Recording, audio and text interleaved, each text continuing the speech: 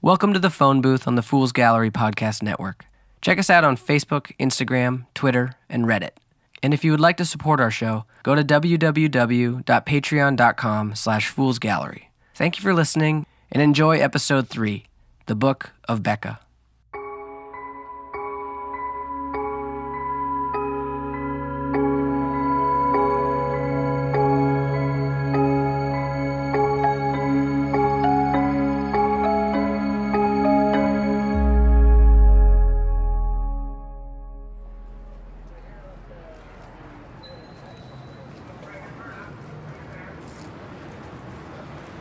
I stand outside a final church in Seattle, Washington. It's just one of thousands of similar churches that have sprung up over the past 15 years, each one finding a new way to worship the modern-day Messiah, Beca Orlofsky. Today, I interview the pastor, or final as they are known, of the only religion that believes Beca was a literal god. Welcome to Finalism. A large banner hangs over the church's door, depicting their holy figure, smiling awkwardly through braces in her high school yearbook photo. I wonder how Beca would feel about her followers plastering this embarrassing image across the world. The thought makes me smile as I step through the doors and into the church. And she climbed the staircase of air into the sky and looked down upon us. And do you know what she saw? Do you know what she saw? She saw the truth. She saw a species whose destiny would crown them kings and queens of creation, whose biology foretold a future of power, tranquility, and nirvana. But also a species who had turned their back on that destiny and said, "No thanks. I would rather roll around in the mud like a pig." My interview stands behind a pulpit, his words echoing through an empty church. His only audience, a lone pianist falling asleep at his keyboard. The final punches the air with every word, his face flushed with passion. I slide inconspicuously into a back pew and wait for him to finish. And though Beca saw her children starving and hating and murdering, did she lose faith? No! For how can a mother lose faith in her children? It is the mother's job to raise her children up, to teach them, to show them the path and let them walk it alone. And then, lo, Beca did lay down her hand and wrap us in her warm embrace. And for the smallest of moments, humanity lay in a cocoon. And inside that cocoon, we changed. We evolved. We became what we were meant to be, the best versions of ourselves. We became our final form. We became our final form! Steve! What? That's your cue! What's my cue? We became our final form! That's your cue! Oh, that's where you want it. Yes! You want me to play you out? Yes! With the big, holy, sad music? Yes! Right, I'm ready now. Do the thing. Okay, are you ready? Yes. Because I don't want to do the damn thing and have you Graham, I'm gonna do it. I promise. Okay, because it takes a lot of energy to ramp up to... Damn it, Graham, I told you I'm not here to screw around. Big, holy, sad music coming your way. Okay, so I'll read you in with, and lo did Beca, okay. And inside that cocoon, we changed. We evolved. We became what we were meant to be, the best versions of ourselves. We became our final form. God damn it, Steve, I'm gonna kill you. Holy music, is that so hard? All you have to do is play me out. Is that so... Excuse me? I'm Joe Pollard. I'm here for an interview with Final Graham. Oh, holy shit. Joe, hi, welcome. I'm Final Graham. Hi. It's so good to meet you. That's my little brother, Steven. He was just leaving. No, I was not. Yes, he was. I was gonna practice for your sermon. Big, holy, and sad, remember? Well, then he's going to practice quietly. Shall we sit? Any pew will do. Thank you. Did you catch the end of my sermon? I did. It was very passionate. Thanks. Yeah, I like to get into it. Get more donations when you give them a show. Is the service tonight? Tomorrow. Becca's gift came at 9:32 on a Wednesday morning, so that's when we start. You're that specific. We try to be, but you know church. Much better at the romance, not so great at the practicalities. We usually get going around 8:45. I try to look stern for the latecomers. Makes them feel extra guilty. Can't have a religion without a little guilt, Mother used to say. Mother, you were raised religious? Kinda, sorta.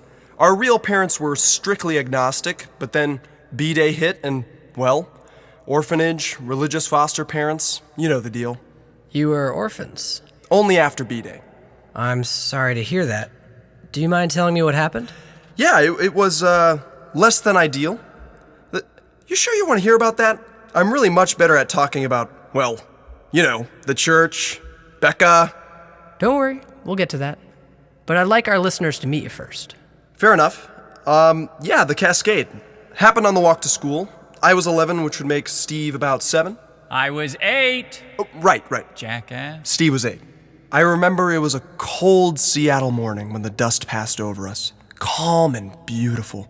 The Cascade was little more than a light rain shower, and being in Seattle, we wouldn't have noticed the difference if it wasn't for the color. Pink, like honey blossoms. I always loved the rain. How it cleaned the air, made it feel fresh, new, romantic. I remember closing my eyes, letting it sprinkle down on my face, feeling a lightness come over me. It felt like when you've had just enough to drink. It was amazing, transcendent. I didn't know it then, but it was the feeling of being chosen. But then Stephen screamed. I opened my eyes and found I was floating 5 feet off the ground and rising into the sky. What did you do? I was 11 years old. What do you think I did? I screamed, nearly wet myself, and tried to swim back to my brother. Swim? Oh yeah, ask any flyer in the world and they'll tell you about trying to swim to safety. Breaststroke, freestyle. Thing is, sometimes it actually works. Flying's all in the mind, and if you believe doing the butterfly will push you from A to B, then well, it just might. But it didn't for you. No, didn't believe hard enough, I guess. But luckily we were passing under a tree and I got stuck in the branches. Whacked my head pretty hard, but at least I grabbed hold. I weep for the flyers who were crossing a street when Becca's gift came. So many lives lost. So many chosen. I was one of the lucky. Not just for the tree, but for Stephen. I was helpless, so he ran home for help. And Stephen's power? Steve's power? Hey, Stephen, how did you get to work today? Your wife drove me. Must not have been very fast. I don't know. She can drive stick pretty good. Yeah, Steve's empowered. I never let him forget it. Graham, you're avoiding the sad part. I was getting to it. I'll play you in. I'm not sure that's appropriate. Little brothers, right? I wouldn't know. Well, like I was saying, I was stuck in the tree and Steve ran home. He was gone for a long time, but when he came back silent. You don't know Steve, but when he shuts up, something's wrong. What happened? We're not exactly sure. So much of the day is still a mystery, but the results speak for themselves. Our house was gone. No fire, no wreckage, no bodies, just gone. Like God herself scooped our home from the earth and carried it away. And your parents? Just gone. Could they have... No. Dad had a fever and Mom stayed home to take care of him. They were both in the house. It's the one thing I'm sure of. Anyway, over the next few days, I sank lower to the ground. We heard echoes of the world collapsing, but by some miracle, the riots never made it to us. Steve was too scared to loot the grocery store, so we were about half starved when they found us. Who found you? Just a couple of good Samaritans who thought 2 starving kids would be safer in an orphanage than the streets. They were almost right. I've read stories about the post-B-Day orphanages. They were... Oh, delightful. Yes. We would sing songs while we cleaned, had a cute puppy, and were all adopted by rich mamas and papas who made all our sadness just go away. I'm sorry. I didn't mean any offense. No, I'm sorry. It's fine. They were just hard years. The orphanage was packed. They all were. Too many lost children, not enough space, beds, or food. We started a game counting all the meals we ate oatmeal in a row. Wanted to see how high we could get. Kinda lost its fun when we got into the triple digits. Most kids were like us, true orphans, parents gone or dead. The missing millions. Humanity never found a tragedy they couldn't alliterate. We thought we were the saddest sacks in the whole world until kids started getting dropped off. Dropped off? Oh, sure. The world had collapsed, remember? Parents couldn't feed their children, couldn't feed themselves, so they dropped them off with the matron mother, crying, making a scene, screaming that this was the hardest thing they'd ever done, that they would be back when they were able. Didn't matter. They left all the same, and few ever came back. Got so bad the matron mother started turning children away. I remember one time a 15-year-old girl came in with her 2-week-old baby. She could read minds, but couldn't feed him. Didn't matter. Didn't have room for either of them. No food, no diapers, no space. That's horrible. Yeah. Steve-O and I dealt with it in different ways. He played the piano, and I could fly, couldn't I? It was my gift from Becca, and it set me free. Once I got it under control, I would wrap myself in my winter jacket and fly 100 feet above the orphanage and just float there. It was quiet, peaceful, and on misty days the ground disappeared, leaving me in my own little world. Sitting there in the sky, I could almost pretend the ground didn't exist. It was a kind of purity. Closest I've ever been to Becca. But slowly things started to get better. Lost parents started showing up to claim their kids. Really touching scenes, you can imagine. Sometimes the kids didn't recognize them. You could tell something was wrong, but Matron was so desperate, she basically gave those kids away. Some really horrible stories came out of that. Steve and I got lucky, I suppose. Mother found us before any sickos. Not your... No, not our real mother. Foster mother. Her name was Gretchen Tumler. Ended up being one of the first finals. She had this big portrait of Becca over her fireplace. I mean, we thought it was a bit weird, but she gave us a bed and real food, so who were we to complain? That night, over dinner, she introduced us to Becca, and we've been finalists ever since. Just like that? Well, there were the rebellious teenage years, first mine, then Steve's. I flirted with nihilism for a while, but then, for both of us, we always managed to find our way back to Becca. Ain't that right, Steve? Yep. Can we dig a little deeper on Becca? Of course. Where would you like to start? Let's start with the whole God thing. I take it by your tone that you don't believe in the whole God thing. It's just that no God I've heard of has a birth certificate. Yes, but most gods don't exist. I'm sorry, but how can you say that? Because across all time there's been no evidence of God actually existing. No hard proof of miracles, no divine interventions, no immaculate conceptions, nothing. I know about 1 billion people who disagree with you. Popularity does not equal proof. I think we can all agree that before April 6, 2004, there were exactly 0 miracles in this world. But then, Beca Orlofsky comes in, and wham! A true work of divine intervention. She walked into that sky and changed us. I mean, I'm sure even a non-believer such as yourself would agree that the cascade was a miracle. Yeah, of course, it was a miracle. And lo, did she look down upon us and saw us wanting. And she gave us the gift to fix our world. She gave us the gift of our final form. Damn it, Steve, can you stop soundtracking me? You're no fun. Can you just play something nice, please? As the final commands! But even if what Becca did was a miracle, that doesn't mean she's a god. A messiah, maybe, but... In the Bible, where did Jesus get the power to turn water to wine? To heal the sick? To rise from the dead? I'm not sure I follow. Jesus was a conduit of his Father, and we are all conduits of Becca. Yeah, Becca teaches us that God is not an abstraction, a holy entity, or some toga-wearing bearded king in the sky. We don't believe in the Bible or creation. We believe in evolution. We believe in the scientific method. And we believe that God was a 15-year-old girl from Worcester, Ohio. See, that's just where you lose me. We also believe that God is a final from Seattle, a teacher from Tokyo, a fisherman from Ecuador. We believe the one true God is all of us. So, you're God. Yes? I'm God. Yes. Steve's God. No. Becca, in all her wisdom, chose not to bless Stephen with his final form. And the final form is... The last stage of human evolution. Or, in other words... God. See? Now you're getting it. I have one final question. Ah, the final question. Why finalism? What do you mean? It just seems a bit odd to me. Becca took your parents away. She caused the collapse, brought civilizations to the ground, ruined countless lives, including your own. If it were me, the last thing I would do is worship her as a god. So my question is, why would you follow a girl who put you through so much pain? Do you know how tired I am of this question? I'm sorry. No, it's all right. It's all right.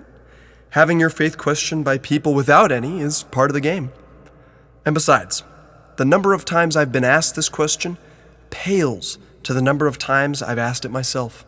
Have you been able to come up with an answer? I wouldn't be a final if I hadn't. I must admit, when I was first introduced to Becca, I was not impressed. How could a 16-year-old girl from Worcester, Ohio be God? She was just a little older than me, after all, and wasn't even that pretty. She had an overbearing mother. Her father ran a hardware store. They sent her away to boarding school in New York. There didn't seem to be anything special about her at all. But the more I talked to Mother, the more I understood. It was her normalcy that made her special. She seemed just like me because she was me. She was Steve. She was Mother Gretchen. The only thing setting her apart was her ability to see us, to truly see the people around her, and to pinpoint exactly how they were broken, how we were all broken. She was able to do this because she was broken too. She gave her life to fix us. She was the girl who gave me the sky. And for that, I follow her.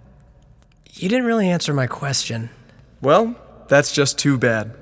It's the answer you're getting. Sometimes the answer you get isn't the answer you want, but the one you need. Is that it? Are we done? Yes, I think so. Thank you, Final, for speaking with me. Of course. We always have time for converts. Steve, you'll lock up? Yep. Have a good day, Mr. Pollard. I hope you got what you wanted.